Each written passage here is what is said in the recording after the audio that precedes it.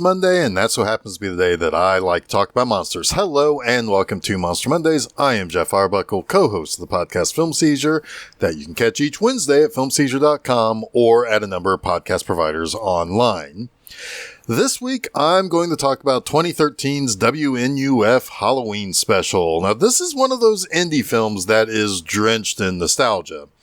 Now, I'll talk a lot more about nostalgia later, but this movie also represents something that I do often think about, especially around this time of year. But before I dive into that, let's talk about the movie's director, Chris LaMartina. Now, WNUF Halloween Special is not LaMartina's first movie, but it was the one that was a pretty major breakout for him.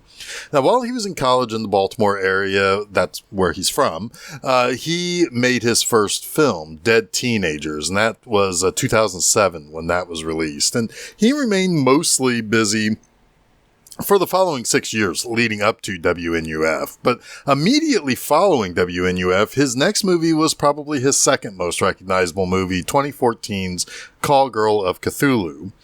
Most of what he made were generally shoestring budgets that you would often see either crowdfunded or personally funded and sold at a horror convention. And there's nothing wrong with that at all. I found lots of fun stuff at Horror Hound and Days of the Dead from local, regional, or very small indie filmmakers. My point is, this stuff is homebrew horror.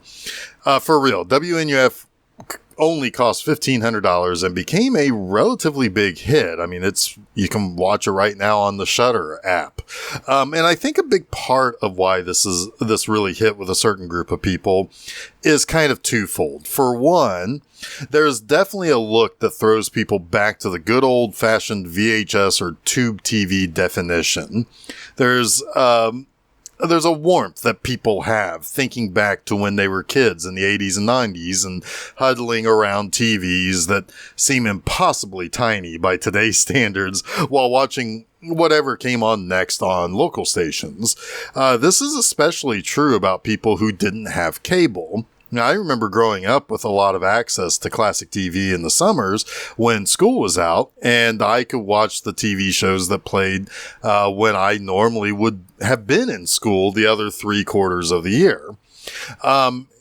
So, and this is something I'll talk about, that local TV stuff again in a moment, because that's something that I do think about a lot around this time of year. But when talking about VHS, I don't really know anyone who had Laserdisc growing up. So when sleepovers were concerned, it was always about hitting the video store, finding a new movie to watch after dinner, and again, huddling around that impossibly small tube TV compared to today's standards, and watching mostly horror movies. LaMartina was inspired by watching old horror movies that I also loved watching from the video store days, especially the late 80s Night of the Demons movie. I love that movie. I were into that constantly, or I would try to get a tape of it, recording of it off of cable when it would play. He really wanted to recapture the idea of popping a VHS tape into the VCR and watching something from that late 80s era. And that brings me to the second thing that I think really made this a hit for a lot of people, and the one thing that I think about a lot when it comes to local TV and the sort of stuff they would do, especially around this time of year. In decades past, local TV stations seem to do a lot more original productions, particularly around holidays. Perhaps the holiday that garnered the most attention for local stations to produce something of their own was Halloween. Here in Indiana, Halloween typically meant that our local unaffiliated independent station would show our horror host, Sammy Terry, or would have some sort of spooky movie lineup chosen specifically for Halloween, or possibly for the entire month of October. They maybe had even produced a special of some sort to have a little bit of fun with the hands-down champion of fun holidays. Of course, that's Halloween. Always is, always will be. You'll never get me to say otherwise. But I talked about this a little bit, I think, with Ghost Watch when I covered that movie earlier this year. If you could potentially investigate a local spooky urban legend or tell ghost stories about local places that are supposedly haunted, you were probably going to get a little bit of attention from viewers, particularly younger viewers like me. Now, sadly, we don't live in a world that has programming like that out there, really. I mean, I can't think of too many local specials like that being created for, gosh, probably the better part of the last 15, 20 years. Networks expanded from just NBC, CBS, and ABC to now include things like Fox and the CW, and what isn't affiliated gets gobbled up by smaller broadcasting companies that don't produce their own material. Cable got bigger, now they're streaming out there. I mean, the idea of these types of programs that I'm about to dive into are quaint, and only something a certain older group of the population know about and remember and have fondness for.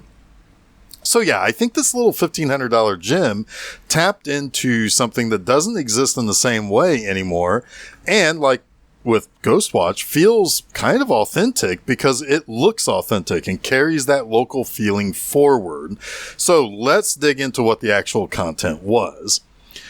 It's Halloween, and WNUF TV 28 is going full spooky. The news anchors Deborah Merritt and Gavin Gordon are dressed as a witch and Dracula, respectively. And they give reports on how to trick-or-treat safely. Some of the tips from the cop that I like, that the cop kind of gives a few tips, but then whoever's watching it skips forward to the end of his segment because, you know, cops are no fun, especially around fun things like Halloween. But some of the tips he gives are like not to trick or treat with the stranger, like the local ice cream man, or to check candy before eating it in case you get stuck with an AIDS infected needle. There's another report about a dentist that wants kids to stop eating candy. He's doing like a buyback program for like every pound of candy you bring him, he's giving you $1. I'm sure he's going home and eating it himself. You know, I know how things work. I'm not naive to the way the world works. But there's also a story about a Korean kid who was dressed up like a soldier who the year before knocked on the door for Halloween only to trigger some old Korean war vet's PTSD and cause the old man to shoot the kid thinking he was an enemy combatant. You know, I mean, there's stuff like that feels real, even though that's very obviously an extremely dark joke. But it feels like something that would have happened or would have been a story that would have been told. And the way that it's told by just presenting the facts of it is, kind of interesting itself. It really does follow through with that whole idea of this being a found tape that you put into the VCR and started watching. But the main story for this night is the actual WNUF Halloween Special that's coming up after the evening news.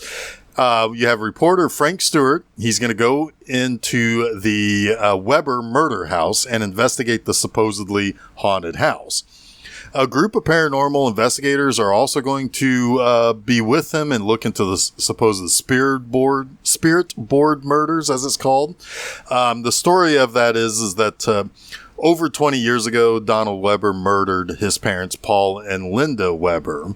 And that's where, we'll get into the facts of this here in just a moment. But that's the baseline of why they're investigating this house and why this house is a kind of a local legend. We also, during the course of the actual news broadcast, before we get to the special, meet Mrs. Angela Harris, and she's a religious lady running a group called Harvest. It's an acronym, but I don't think they ever actually say what Harvest stood for. I could be wrong on that, but she's angry that WNUF is doing this televised paranormal investigation. She's one of those crazy religious folks that believes that Halloween is dangerous because it celebrates Satan and promotes blasphemy and all of that. Members of Harvest even try to interrupt the live broadcast as they get started. But as the actual Halloween special begins, we've already met Frank Stewart, but we now get introduced to the paranormal investigators and producer Veronica Stanzi. Now, Veronica is the fail-safe backup just in case something unexpected happens. And they're obviously playing up that, it's going to be real spooky and there's going to be all sorts of crazy stuff. So Veronica's going to have to step in at some point. But the investigators are the married couple, Dr. Lewis and then his wife, Claire Berger. Think of them kind of like the Warrens, Ed and Lorraine Warren, who are a pair of demonologists who go around investigating hauntings and stuff.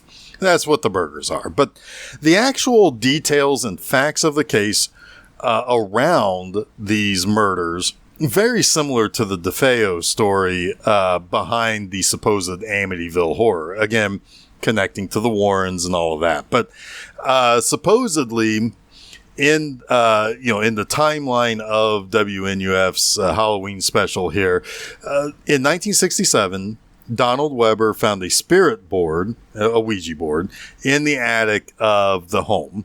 And over the course of several months, Donald became more and more obsessed with the game. He claimed the spirits were telling him to kill his parents. So he did just that. He took an axe and decapitated his parents. And when he called the police himself, the police came to pick him up, and they found him outside mumbling about the spirits. He was then executed in 1981 for first-degree murder. The place remained empty ever since. A cop was interviewed, but was left kind of anonymous. They covered, they blacked out his face and everything. And he told a story about being called there on a disturbance call one night and saw the ghost of a woman whose head fell off of her shoulders as it floated toward him. So there is some local legend around this house. And of course, it's a pretty ghastly and grisly murder. People don't want to be around the house. And there's just all sorts of spooky stuff that is kind of emanating from the house. Now, Dr. Louis Berger is the demonologist, while Claire is the medium that can communicate with the dead. And with them, they have their cat, Shadow. Now, Shadow, they claim, is also clairvoyant and works kind of in tandem with Claire. But before entering the house, Dr. Berger says Shadow was very nervous, but they go in anyway. It's all good theater for the TV audience. But they immediately hear a loud noise upstairs, and Frank asks Claire to get a read on the aura of the place, and she says that what she senses is not from anyone from the Weber family. It's something much worse and very evil. In fact, she says that they are in quite a bit of danger. And when Shadow runs off upstairs, the Bergers follow. Then Frank introduces the final member of this team that's investigating the house, Father Joseph Matheson, a priest who Frank says is trained in the rite of exorcism, but he has yet to perform one. But Frank thinks that he may just have to by the end of the night. Now, after a commercial break, Claire warns of a very negative aura in the house. She actually wants Father Matheson to go ahead with an exorcism. Father Matheson seems to be very resistant to this concept because, after all, the Catholic Church doesn't often grant the approval for such things to be performed. But Frank wants to stretch this out to a full hour-long special to not lose any viewers, so let's hold off on the exorcism for a little bit. As they head to the basement where the bodies were found, there is a loud noise, and when they go back to investigate it in the upstairs portion of the house, all the equipment that the Bergers set up earlier is completely smashed to pieces. Upon return from another commercial break, Frank, Father Matheson, and the Bergers begin their live call-in seance. Claire says there is someone here who is ready to talk. Father Matheson asks if Claire knows who is trying to communicate and why that person or that spirit is trying to communicate with them. She says that it's someone who is looking for justice, but not entirely sure if it's the Webers. So Frank even posits that perhaps if this is a justice thing, maybe it's Donald looking for justice. Maybe he was set up and did not kill his parents. There's no indication that anything like that is true from the story that they told. I think he's just trying to, gin up some sensationalism around this special. But, the seance is interrupted by shadows screeching in another room, and when they come back from another commercial break, the cat has been found gutted in another room, and between their partner cat being killed and the equipment being smashed, the burgers are completely unhinged at this point, and they plan to leave, and they do. So only Frank and a very clearly shaken Father Matheson remain, and the preacher doesn't really know how to respond to anything that he's witnessed this night. So Frank begs Father Matheson to perform an exorcism on the house. So they move to the basement where the preacher tries to back out of performing the exorcism. But as he begins, finally, more activity is heard on the floor above them. But when they try to go to investigate the noises, they discover that they are locked in the basement. So Frank asks for help from Veronica, and she asks if the burgers ever came back. And she says that if Frank says that no, he hasn't seen them since they left, she's going to send in an intern as another cameraman. But as he tries to get to the basement door, he is knocked down by an attacker wearing a plaid shirt and carrying an axe. Veronica tells Frank that he needs to get out of there as fast as he can. And this is when we find out that Father Matheson is just an actor, not a real priest. He's not going to be able to do an exorcism. But then someone opens the door to the basement and Frank comes out, only to be knocked down by an attacker. Now, after a screen stating that Channel 28 was experiencing technical difficulties and several seconds of static, we learn the attackers were members of the Harvest Group, including the guy who busted in on the filming earlier and Angela Harris. They reveal that the actor playing Matheson, the cameraman, and the burgers have all been killed by them. They cut Frank's tongue off before cutting off the feed from their camera. And almost a week later, another WNUF news report states that everyone is still missing, indicating that the part cut in showing who the attackers were had to be done by whoever was watching the videotape of the special. Then the screen shows several seconds of static once again, before ending with the sound of the tape being ejected from a VCR. Let's talk about three things that I like about WNUF Halloween Special. First, I know some people on Shudder in particular, because that's where I watched this, kind of mark it down for being maybe kind of slow or not actually scary, but I actually think this is perfectly constructed. There are a few laughs here and there, like the burgers' use of their cat in their investigations, the crank calls with the call-in seance. The one thing about the burgers' cat shadow, they're showing them using the cat in like B-roll footage, and they're like putting headphones on the cat to listen to an EVP as if that cat can tell them anything. It's stuff that's kind of like, it's quaint.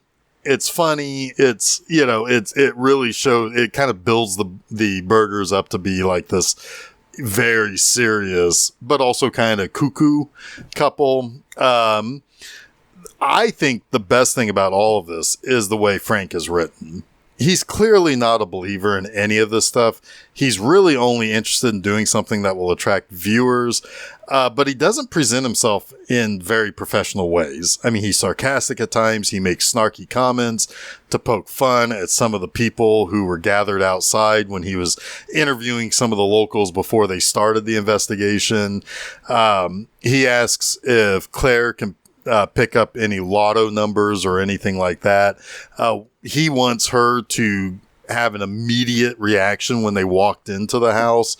When she doesn't, says it takes a few minutes to get that feeling. He kind of tries to rush her into it and leads her into having responses. He's sardonic and clearly kind of burned out on what he does for these types of special reports for WNUF. He also doesn't know how to respond to some of the things that he's told by the burgers or Father Matheson when each of them were introduced. All he can say is, "That's far out." I mean, he doesn't have any follow-up questions. He just says what they say is far out. He's definitely just a local reporter guy. He has no real journalism skill or talent, and only knows sensationalism by raising his voice from time to time to try to build some sort of excitement for the TV station's ratings. But when he hears or experiences something more interesting to explore, he can only just say it's far out. I think he's very well crafted as a character, to the point that you can kind of totally believe that this guy was a local news reporter. And he's not just a well-conceived and written character, but he's also played really well by actor Paul Fahrenkampf. Now, second, good lordy, do I love these fake commercials. Now, funny story here. I sometimes watch packages of old commercials that people transfer from VHS tapes and upload to YouTube.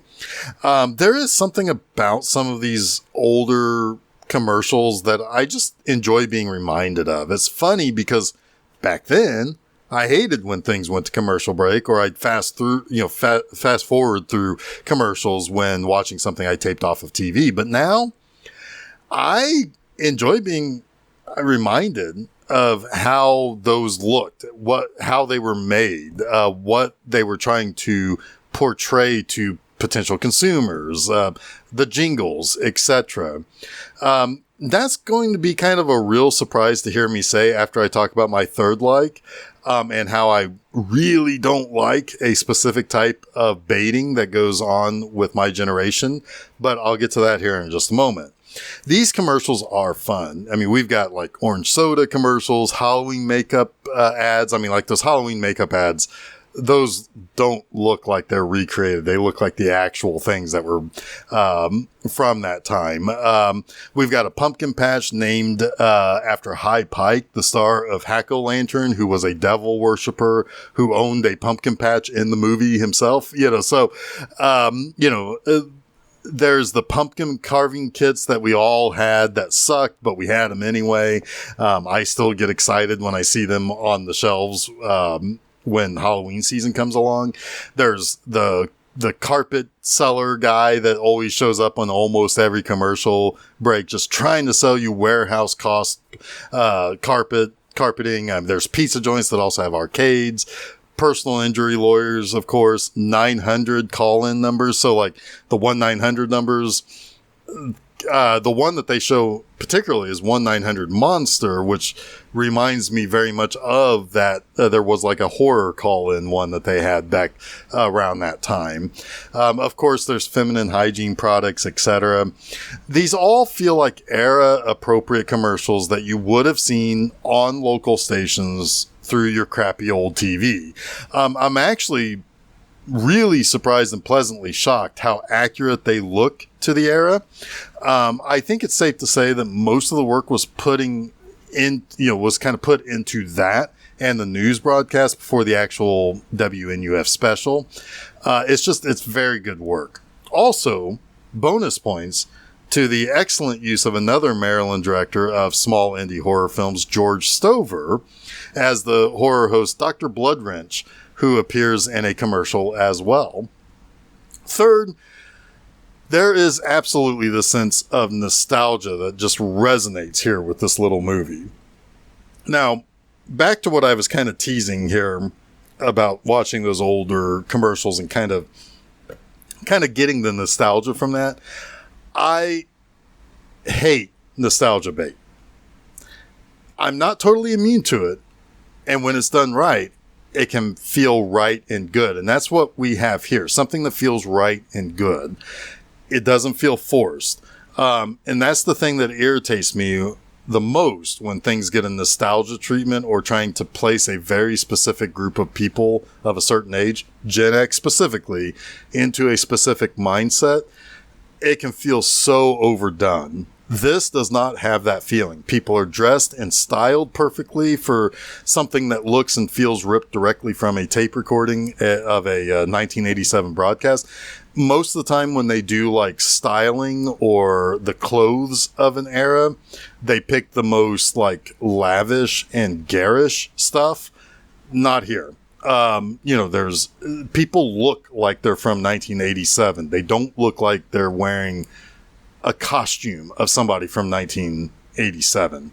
So none of this is forced. And so often in movies, especially indie movies made on scant budgets, they're trying to find that nostalgic feel and often go overboard with effects to make it look low definition, like it's on VHS, or scuffed, like it's an old grindhouse movie that's played a million times and through a million different projectors, so it's got scratches and stuff. Or takes a type of commercial and go too many steps too far in the parody. Like, for example, they have somebody who comes on to who looks like. It looks like a guy who got burned out on in the 80s over listening to hair metal bands.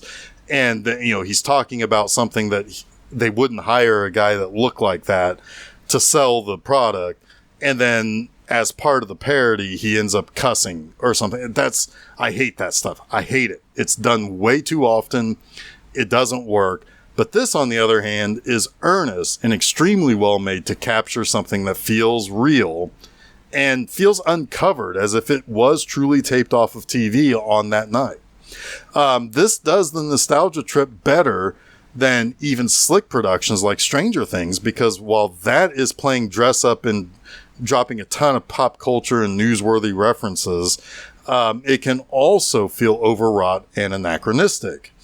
WNUF Halloween Special, to me, is one of the very best nostalgia movies ever made.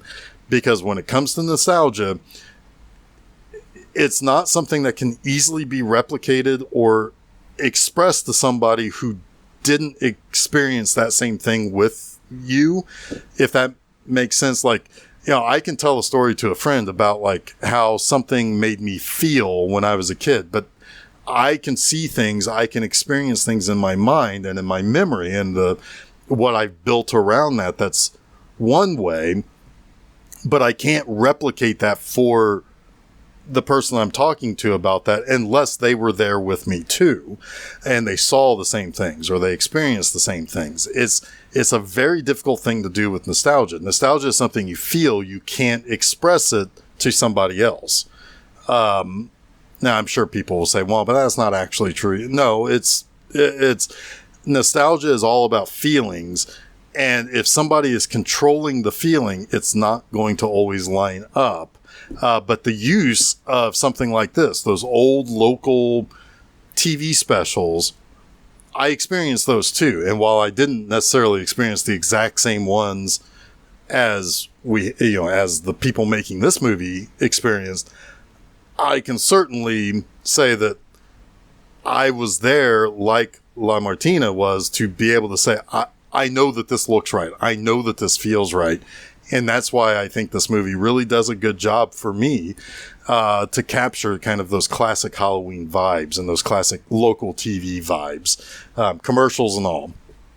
So that wraps up this week's Monster Mondays. You can catch new episodes of Monster Mondays each Monday at filmseizure.com. But don't forget to follow Film Seizure at Facebook, Threads, Instagram, and Blue Sky. You can also subscribe to Film Seizure to get both the Film Seizure podcast every Wednesday morning and Monster Mondays every Monday afternoon at your favorite podcast providers. We also upload everything to YouTube. You can also check out my website, bmovieanima.com, to read new reviews every Friday morning. Next week, this spooky month theme comes to a close with the grand celebration of Halloween. When we get that started a little bit early, with Jack Delroy in a very scary episode of his late night talk show, Night Owls, I think it's time that we spend late night with the devil. Until next week, stay spooky.